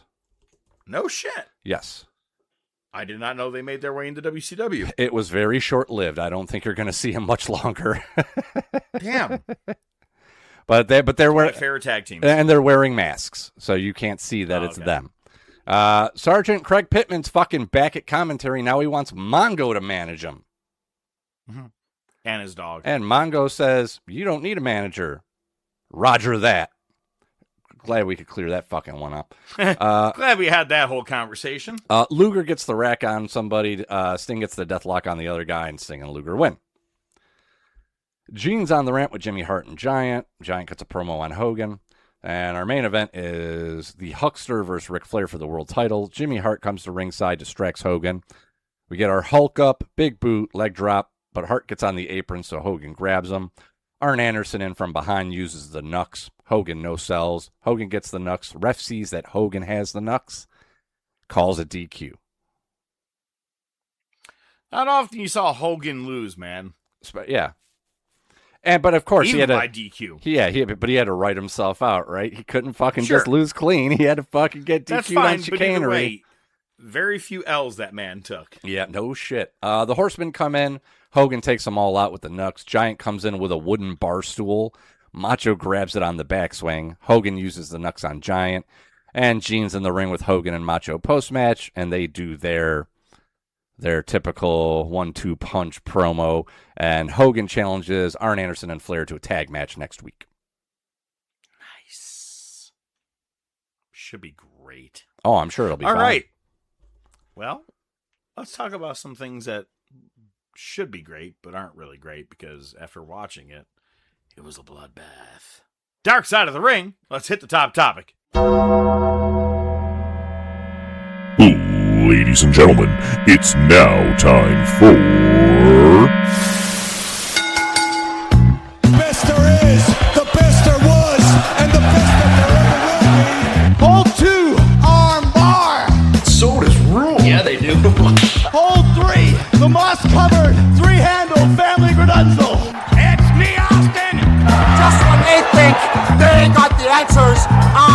answer questions. I did it for The Rock. This week's top topic. You know something, Mean Gene? John Cena. Wrestling's not fake. The Rolex wearing one. Diamond ring wearing one. Kiss stealing. Woo. Wheeling dealing. One. Limousine riding. One. Jet flying. One. Son of a gun. Woo. Sierra Hotel, India, Echo, Lima, Delta, Shield. If you smell. The following ranking order and final decisions are a completely bias-based order, based off The Professor and ODM made it. And as always, they like to let you know they have not worked in the business, but have been lifelong invested fans much like you, our listeners. With not only their opinions involved, but with countless amount of hours of research done each week, they make sure to provide proper facts and history to back it up. However, they do know that your opinion may vary from theirs. If there is anything you want to chat about, bring to their attention. If there is something they missed or forgot, or you just want to let them know they are out of their freaking minds, feel free to shoot them a message on Facebook or Twitter, or email them at thetopofwrestling@gmail.com. As always, they do appreciate all feedback and continued support. At the end of the day, they want to make sure that you do see the best of the best before you die. And now, this week's top topic. Forearms, suplexes, punches, chairs thrown, power bombs. This is nuts. That was the breakthrough moment for deathmatch wrestling. I'm Samoa Joe. I know how to whip somebody's ass. And then you had Necro Butcher, man. Necro would just fly and kick your head in. They wanted to see violence. They wanted to see blood. Whatever he was going to do to me would not stop me. The energy was like, somebody's gonna die tonight. Dark Side of the Ring. New episode Tuesday at 9 on Vice. Yeah, this girl said she wanted to have sex this weekend, so I was like, all right, I'll take the booking against Necro Butcher. It turns out it was his wife. Was it? Oh, it's his wife now. Yeah. Did he say his wife in the? He said my girlfriend. He said my girlfriend at the time, my wife now. That's fucking awesome. Yeah. Good for her. Good for her and him. Anyway, so you and I talk a little bit off air about this, but Samoa Joe versus Necro Butcher. This is at the beginning or the beginning of the peak of ROH versus CZW. This was a real forbidden door. It was two indie promotions going at each other. And without the TV and internet hoopla, man, it was hard to decipher what was real and what wasn't when guys were crossing over one to the other. And Samoa Joe has his match with Necro Butcher. Now, I'll be honest with you. I saw this match like 10 years ago. Haven't seen it since. And watched Dark Side of the Ring, which apparently appears on Tuesday nights. Oh, by the way, Big Boss Man. Whew, that's this week. I can't wait to see the Ray Trailer one. Yeah, definitely. Oh, shit. But this past week was Samoa Joe and Necro Butcher. It was done it was Philly, right? It was in the ECW arena. It was. Take it away. All right, I guess I'll take it away. So, well, give me your take. No. I've seen it before, but since it was your first time, I actually really wanted to see what your thoughts were on everything. Yeah, so it's funny. You sent me the link to the match, but if you watch Dark Side, you basically see the whole match. I don't feel like you're going to get anything.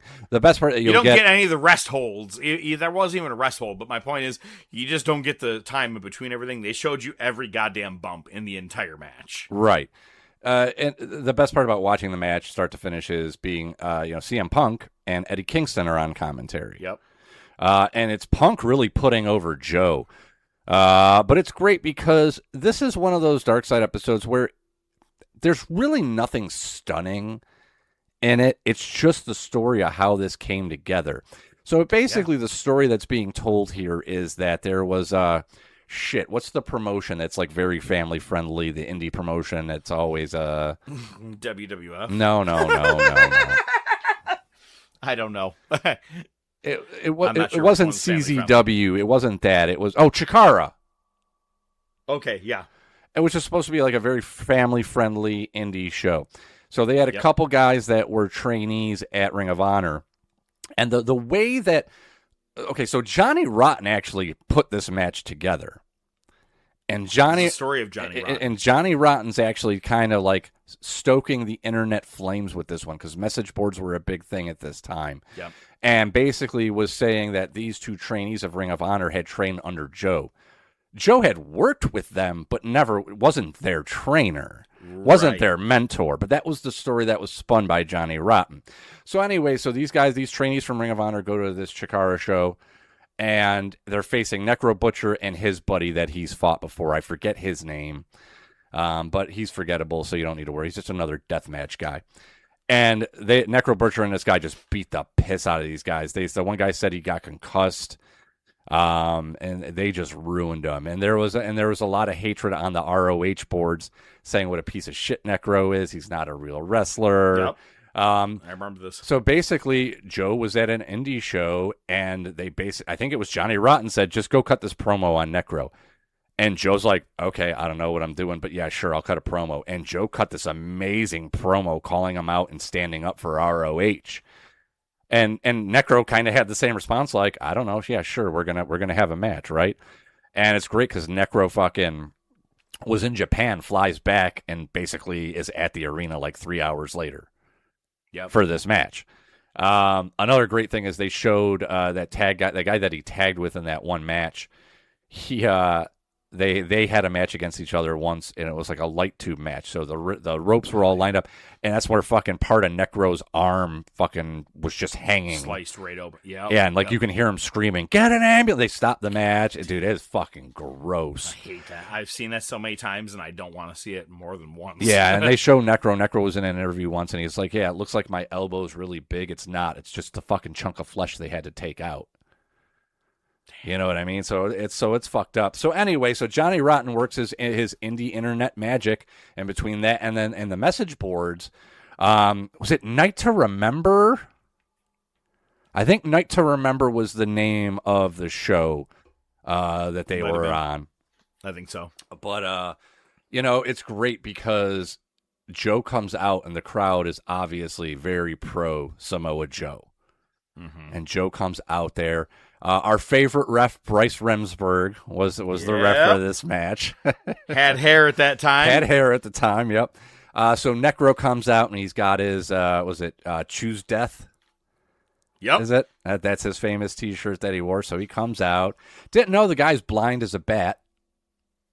Right? Yeah.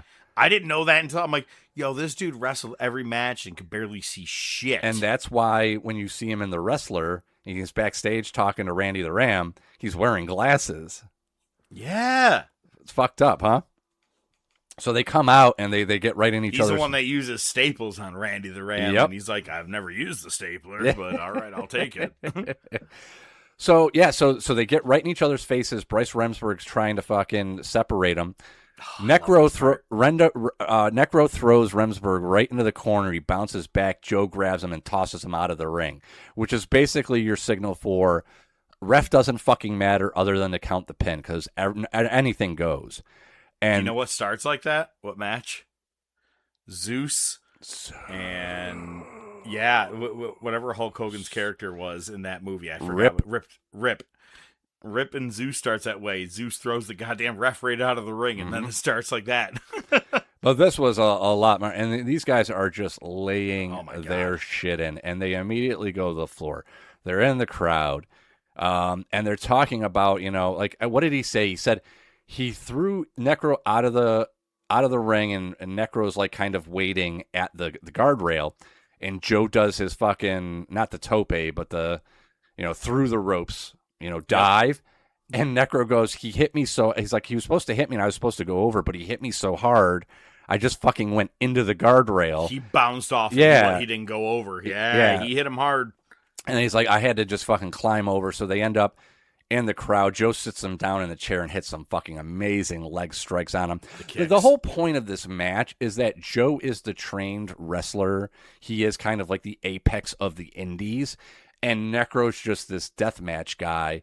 How can he stand up to Joe? So that's the story of the match, right? How could either of them stand up to each other? Well, sure, definitely. Styles. That's what I like about it. It's two different clashes of styles. I loved it. Mm-hmm. So as they're in the crowd, the crowd starts dispersing, but they're knocking drinks over. So you're on this fucking concrete floor that's slippery wet. My God. And Joe goes to hit like a backdrop or a German suplex or something. And Dude, it looked like he was just going for a fucking body slam. Yeah. Like as easy as power that. Slam. Power slam. That's power what slam. it was supposed to be, a power slam. But they slipped, and Necro goes face fucking first into the concrete floor. Anybody else, they stop the match for that shit, dude. Yeah. He took that thing face first and kept moving like nothing happened. Yeah, dude, it was brutal. And then so I mean I'm not gonna recite the whole match. I don't remember the whole match, but sure. Necro at one point he grabs a section of guardrail, brings it in the ring. And he hits Joe a couple times, but then Joe gets the advantage back, lays it flat across the second rope in the corner, and power bombs Necro and got him like just below the neck.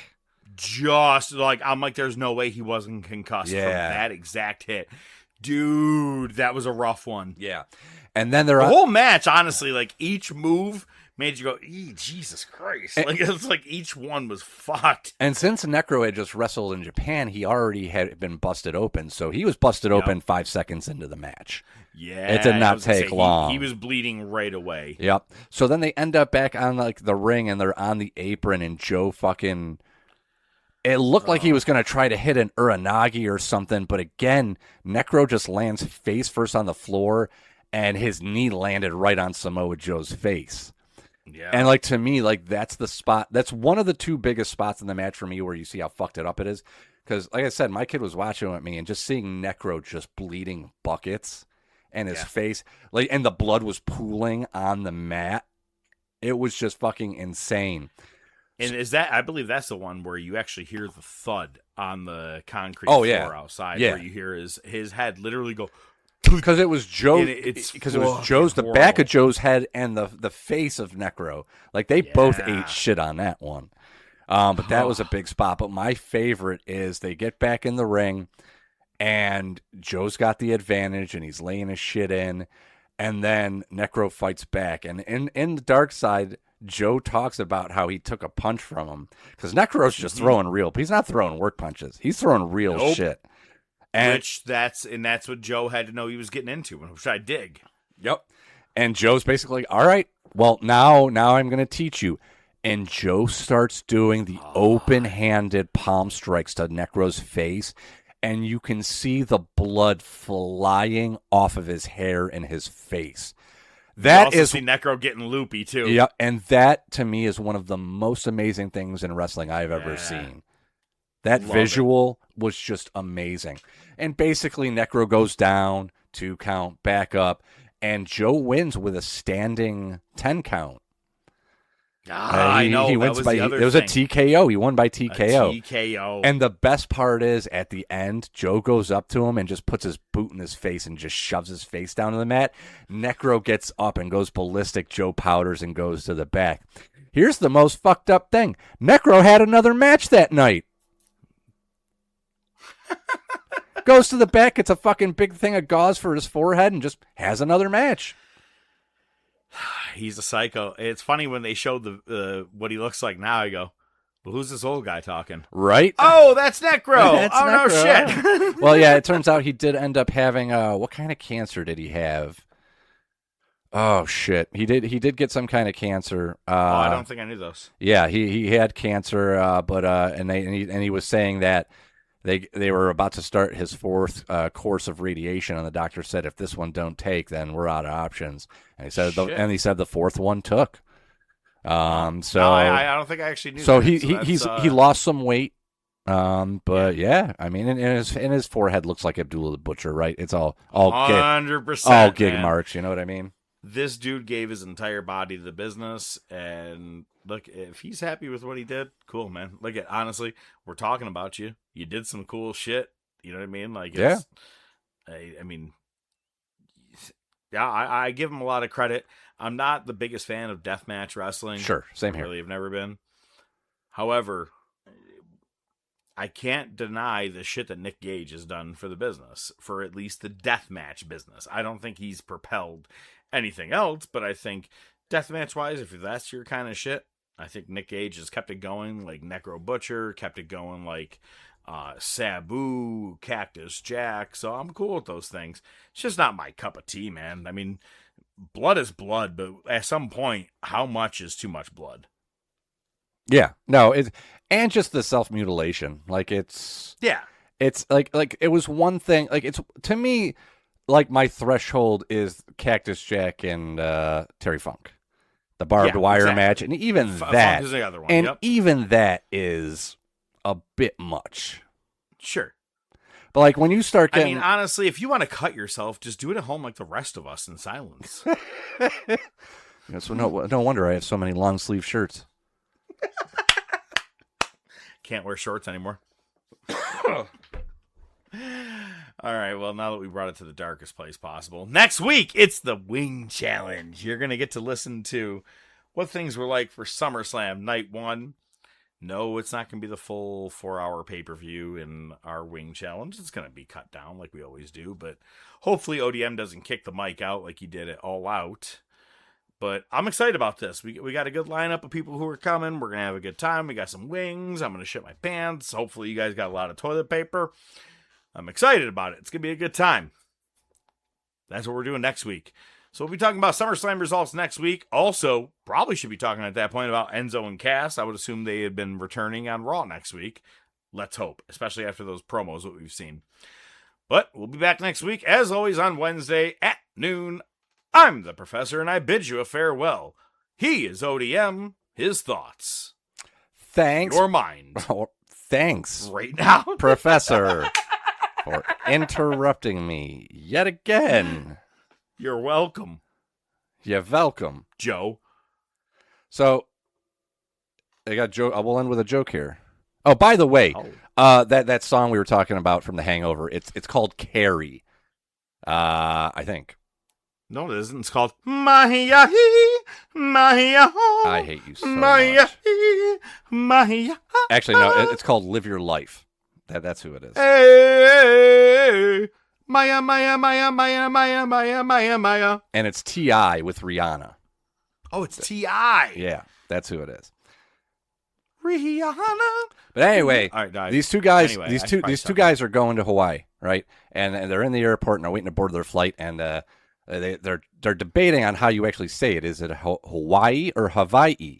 And they're arguing about it, and they see a guy get off the plane who actually is coming from Hawaii, who is from Hawaii, who's lived there his whole life. So, excuse me, sir, I'm just wondering, can you help us settle a debate? Is it pronounced Hawaii or Hawaii?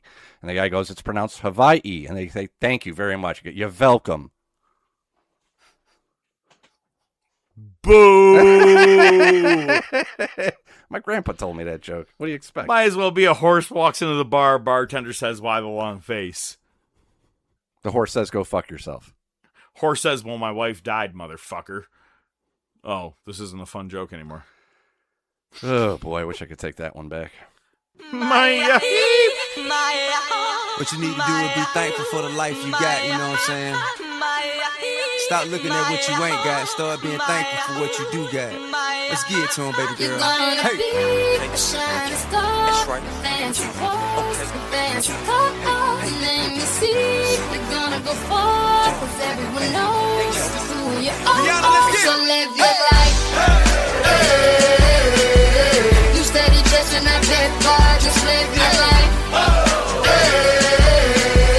Ain't got no time for no haters, just live your life.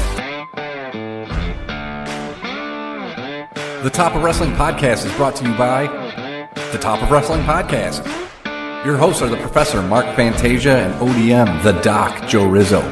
Feel free to reach out to the show by email at thetopofwrestling@gmail.com, on their Facebook page, Twitter page, Instagram page. Remember to subscribe, like, and share. You can listen to the show on most popular platforms, including iTunes, Spotify, Podbean, Amazon Music, Pandora, and YouTube. Without your continued support, it would be just some guys talking wrestling, which is pretty much what it is anyway. Good night, folks.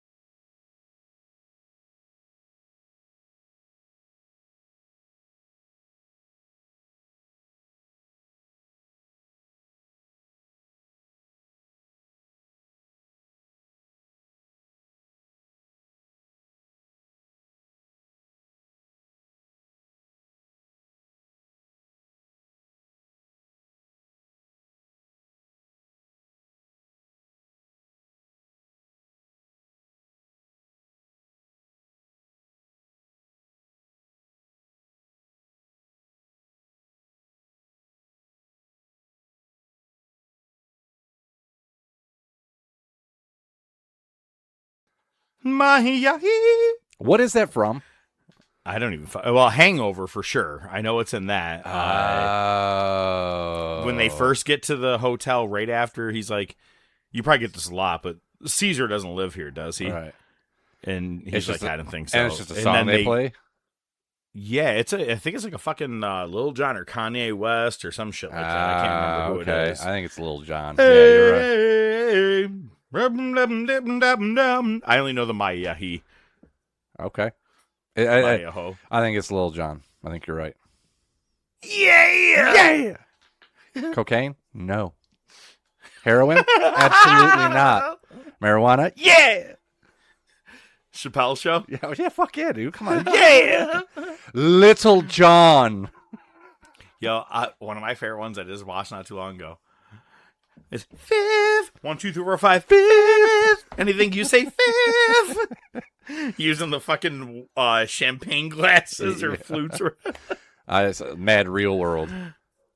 You had sex with Katie. No, I didn't. Correction. Ice Pick has sex with Katie. I watched. No, you had sex with me too. Correction. I fucked Katie too. And a banana cognac, biatch. Yo, the sex contract with Rashida Jones. Oh, yeah. X there. Just for I'm gonna do you too. and then that's anal. one for Okay, anal. so pretty standard. Pretty standard. Yeah, no. And then she goes, "Well, that didn't take long. You can't tell anybody because I'll sue your ass." Kobe. Yo, for only 2 seasons, shit, his show rocked. That was a banger. Honestly. Yeah. Ah, man, good shit.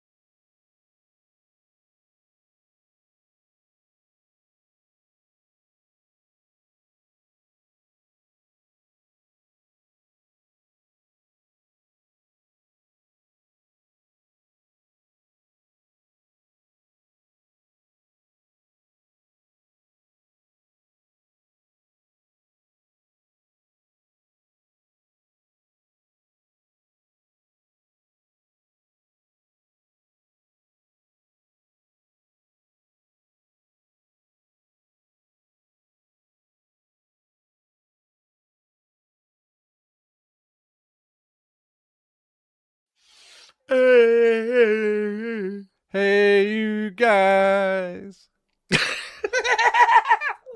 Is that what T.I. sounds like? Yeah, pretty much. That's what this fucking podcast sounds like.